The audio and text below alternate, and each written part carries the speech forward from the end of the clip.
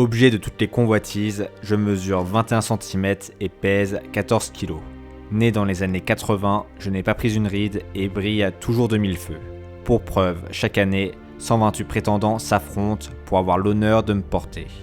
Le premier à m'avoir pris dans ses bras avait un bandeau, de longs cheveux blonds et était un peu froid. Je crois bien qu'il était suédois. Au fil des années, les bons partis se succédèrent, mais aucun ne ralluma la flamme de mon premier émoi. Mais depuis 2005, tout a changé.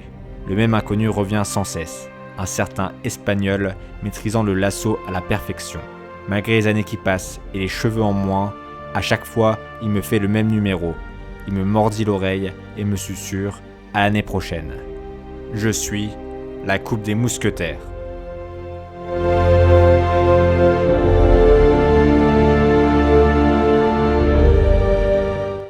Roland-Garros, notre grand chelem national, existe depuis 1925. Un temps amateur, il se professionnalise en 1968 avec l'introduction de l'ère Open. Le succès du tournoi grandissant, Roland-Garros a besoin d'une récompense à la hauteur pour célébrer son vainqueur. En effet, le trophée tant convoité d'aujourd'hui n'a pas toujours existé. Auparavant, le lauréat ne soulevait pas la Coupe des Mousquetaires, mais la Coupe Pierre Gilloux. À l'origine de ce changement, un certain Philippe Chatrier. Ce nom devrait vous parler.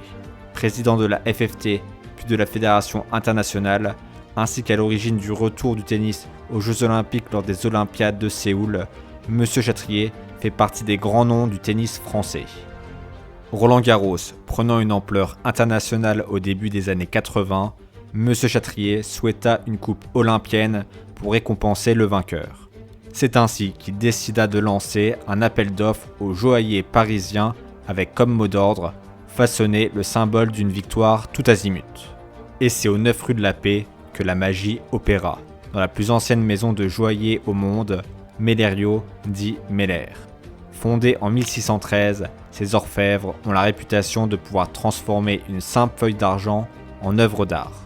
Respectés depuis des siècles, les bijoux de cette maison ont su séduire rois et reines. Ainsi, c'est tout naturellement que cette maison remporta l'appel d'offres. Elle, qui réalisait déjà depuis 1956 un autre trophée prestigieux, le Ballon d'Or. Véritable œuvre d'art, la Coupe des Mousquetaires prend la forme d'une large vasque, soulignée par une feuille de vigne et ornée de 2 anses en forme de cygne. Et comme un symbole, c'est Björn Borg qui fut le premier à la soulever lors de son 6e et dernier succès Porte d'Auteuil. Depuis 1981, seuls 20 champions ont eu l'honneur de poser leurs mains sur ce trophée mythique. Beaucoup en ont rêvé, certains n'y sont jamais arrivés, d'autres se sont heurtés à un mur avant d'y parvenir. Et puis il y a le roi Rafa.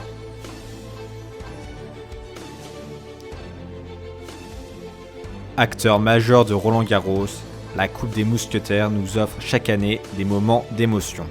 Du premier succès d'Ivan le Terrible face au bouillant J-Mac, à la surprise Gouga, en passant par le miracle d'Agassi, le soulagement de Federer, le grand chelem de Novak, et enfin le retour du roi pour la décima.